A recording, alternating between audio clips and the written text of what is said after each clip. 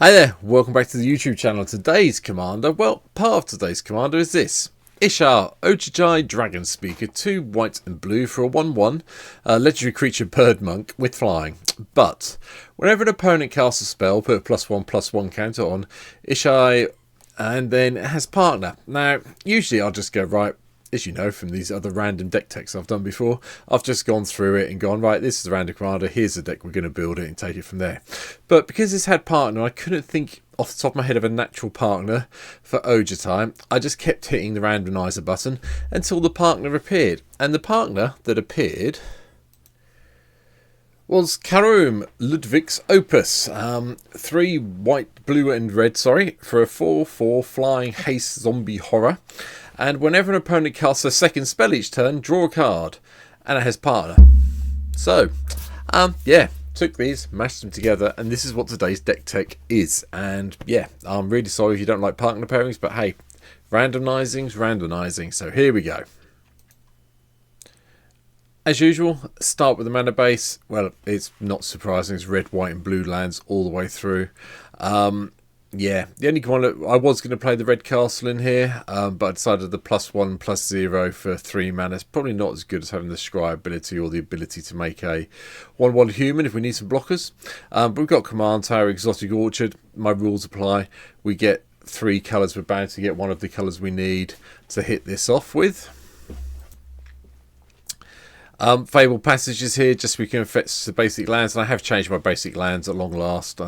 Got shot a couple of messages the other day saying they're really boring basic lands, so I've gone with the ones from Lost Caverns of Ixalan now. So, and I quite like these. So they're 3 plains, 3 mountains, 3 islands. So we've got them all in here. Yeah, Mystic Monastery, Raguin Triome is also here. Reliquary Tower, load of other Restless lands, so Restless Anchorage, Bivouac and Spire, all here. Just gives us up our creature count a little bit, puts on 23 creatures technically.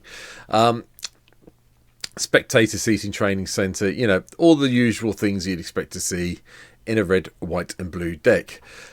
Artifact ramp wise, had to go a little bit hard because of what we're trying to do. So Tantalite, Talisman, Mana Crypt, drop the Mana Crypt if you want to keep the deck a bit more cheap. Soul Ring. And then we've got Talisman of Conviction, Talisman of Creativity, Talisman of Progress, and Thought Vessel. Now, and Arcane Signet. There you go. So it's right at the top there. That's it. We've gone with them. But what we're obviously trying to do is get both of these two, Ishai and Kraum, into play. And then, you know, let them cast spells and then draw cards of them casting spells. And eventually win with these or one of some of the other creatures we've got. So we have a minor plan. We'll start with Pongify, just to control the board. Wizard class, give us a bit of card draw if we need it. No maximum hand size. Backs up our Reliquary Tower. Elixir of Immortality to shuffle everything back in when it goes pear-shaped. And then some new bits and pieces. Deep Known Terramancer makes an appearance. Whenever one or more lands enter the battlefield under opponent's control without being played, you may search your library for a plains card, put it onto the battlefield tapped, then shuffle. Do this only once a turn. Fine. So if your opponents are playing search lands, you get to go and get them as well. Makes sense to me. Quite like the Deep Known Terramancer. Thank you very much. Counterspell, Mana Drain gives a bit of control. It's red deck, Dockside's here. Really sorry. I know it's a card people love to hate, but Dockside's just too good not to have in any of these sort of decks.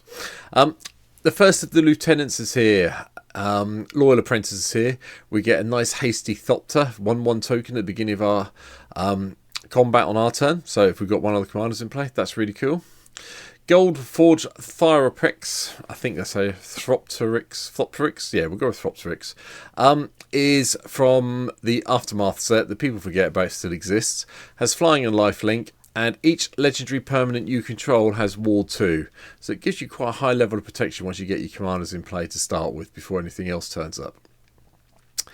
And then we really do want our opponents to play spells. You know, at least 2 a turn, so we get to draw a card and get a couple of +1/+1 counters on Ishai once we have them in play. So Helm of Awakenings here. Spells cost 1 less to cast. It's not just your spells, it's everybody's spells. So, you know, be careful if you think someone's playing a combo decks, it might help them out a lot more. But it's there to help out you more than anything else. The greaves and the boots keep our commanders in play and alive. And the rest of the 2-drops I've talked about. So, Dismantling Wave comes in for each opponent, destroy up to 1 target artifact or enchantment that player controls. And if you really do need to cycle it to wrath the board of artifacts and enchantments, feel free to do so. Though bear in mind, it's everybody's who goes then, including your own. Ghostly Prism and Propaganda give us a little bit of protection because, you know, where we are playing so few creatures, I figured it was a good plan to have some sort of defense in. That's it. Lauren of the Third Path blows things up and then Make a Friend and everyone draws a card every turn. Teferi's Protection saves you, as you all know. Secret Rendezvous from Strixhaven. Again, you need to make a friend and then you will both get to draw 3 cards. That's nice. Everwatching Threshold, however, means you can draw cards off your own back. Whenever an opponent attacks, if they attacked you and or a planeswalker you control, you draw a card. Fine, go with that. The Second Lieutenant, Loyal Drakes here. You have one of your commanders in play, you get to card draw. Ristic Study. Everyone's love to hate card. Yeah, that's here as well. Sorry, had to have it here. Jessica's Will also in. Mana and card draw. You can play them this turn. That's all good. Sorry if you can hear any noise in the background. It's my dog playing on the floor. Sorry. Reparations. Whenever an opponent casts a spell that targets you or a creature you control, you may draw a card. I have to admit, I forgot this card existed, and I did a whole search using Scryfall saying whenever an opponent, because I was trying to find things that help with this deck, because we want people to be playing spells, and this popped up. So Reparations appears. Yeah, I forgot it existed in Mirage. It goes back a long way, but hey, it's still good. Gets a card draw when anything targets you or them. Fevered Visions is also here. We're going to be hopefully having our opponents draw cards, helping them out a little bit and deal some damage that way. A little bit of a minor win condition. And Whisper Silk Cloak is very nice if we can get it on Ishai and then start attacking, because it can't be blocked, and this guy should be, well, this person, let's go with person, should be humongous at some stage to help you through. 4-drops, the last of the lieutenants appears, the unicorn. Prevents all damage that would be dealt to other creatures you control this turn, and other creatures you control gain vigilance until the end of the turn. That's lovely on your combat step. That really does help. Mangara the Diplomat. People attack us. If they attack with 2 or more, we get draw a card, and if opponent casts a second spell each turn, draw a card. Draw a card. Very nice. Smothering Tithe. Get some treasures when they help to pay for those things you've all drawn.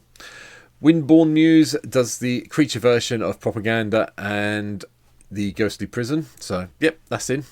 Gives us our first sort of like uncreature. Fractal Fiction, because I'm playing a blue deck and I just like playing Fractal Fiction. You can drop this, change it for something else, whatever you want to. But I just have to play it when I'm playing blue. And Teferi, who slows the sunset. Don't see much of this one. But it helps you get your stuff untapped, or tap some opponents' things down, gain a little bit of life. And if you can get the -7 and get the emblem, you're going to be really happy with that. Supreme Verdict is the uncountable Wrath of God. Because we are playing blue, we can play this one for a change instead of playing Wrath or Damnation. Well, not Damnation, sorry. You know what I mean, but this is the only one of the few Wrath of God effects in the deck. Storm the Vault, we do have artifacts, we do get to make treasures, and you know, getting this flipped and getting it into a land that we can just tap for 1 mana of any colour or a whole load of blue if we need it is really nice. Whirlwind of Thought, whenever you cast a non-creature spell, draw a card. We've got 42 other non-creature spells in the deck compared to 20 creature spells, so once we get this in play we should be drawing at least 1 extra card a turn. And Urza's Filter, another global effect across the whole board. Multicoloured spells cost 2 less to cast. Going to help all your opponents, obviously, as well. But again, you want them casting extra spells to get extra +1/+1 counts as an extra card draw. Also cuts down the cost of ours. You know, getting Storm the Vault down for 2 mana is a bit silly. Just so we're clear. You know, everything gets cut down that we've got. But hey, Sunscorched Region gets your opponent's casting spells. You get a +1/+1 counter and gain a life. This is one of the other creatures that you could put, say, the Whisper Silk Cloak on if you want to protect it. Yeah, keep it around, make it big. Nice play, thank you. Another Teferi appears in the Temple Pilgrim. Draw cards, put loyalty counters on it. Hopefully gets to the -12 really quickly and upset people. Rousing Refrain, another new card that's coming in from, I can't remember which one the Commander sets from, though. It's Commander 2021, there you go. Again, another card that I saw that would probably help, because again, when I was doing the whole opponent's hand, get a red mana for each card in target opponent's hand. Until the end of turn, you don't lose this mana as steps and phases end, and then you get to exile the refrain with time counters on it. So, or you can suspend it really early in the game. Suspend it early in the game. Have fun with all that extra mana you get. It's good fun. Teferi, Hero of the Nominee area. Obviously, I'm playing blue and playing white. This card's going to be here. The Council of Four you may not have expected to see though, but I do like it with a second spell each turn gives you a token, 2/2 knight, and you know, when they draw their second card every turn you get to draw a card as well. So has its upsides, should be good. Kranos, God of Storms. We all know what this does. I'm not going to bore everyone in it, but the damage, extra damage is nice. Farewell gives you a massive board control thing. You can wipe the whole board, assuming it doesn't get countered. Consecrate Sphinx, because I am playing a blue deck, and why wouldn't you want to draw even more cards? And False Fruition. You'll be surprised that people play spells, draw 7, and then play even more spells, and you just go off with these two at that stage. But it's good fun, and it's like minor, very, very, very minor backup win condition of making people deck themselves, so bear it in mind. One of the big win conditions is Chandra Awakened Inferno, however, outside of our commanders. Get those emblems on all your opponents as quickly as possible and watch them get upset. Dream Trawler comes in from Theros. Lifelink, flying, draw a card, get a +1/+0 until the end of turn. Whenever it attacks, you draw a card. You're always going to attack as a 4/5. And you can discard a card to make it hexproof until the end of turn and tap it. You know. Obviously, if you're attacking and someone tries to kill it, you can just discard the card and it gets hexproof. That's fine. Isperia Supreme Judge, I just like because it's another thing that whenever a creature attacks you or planeswalker you control, you get to draw a card, more card draw. Arjun, the Shifting Flame, just so we can go through our deck really, really quickly and find the things we might need. Locust God gives us creatures that help block as we draw cards, and we can pay to draw if we need to. And you know, when it dies, return it to our hand at the beginning of the next end step. Not going to complain about that at all. Niv Mizzet, can't be countered. Whenever you draw a card, deal a damage. Whenever a player casts an instant sorcery spell, you draw a card. Yeah, okay then. Avika Enigma Goliath obviously also needs to be in this deck. Coming back in from Fracture will be one. Yeah. Whenever you cast a non-creature spell, kill those lovely goblin tokens where they gain haste. Gives you another way of winning the game. And Gisela, Blade of Gold Knight. Expensive angel. Do like my angels, however. Flying and first strike. If a sorcerer deals damage to an opponent or opponent controls, it deals double that.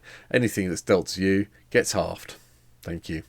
The final card in the deck, Blasphemous Act, because we need this one big board control spell. And that's it.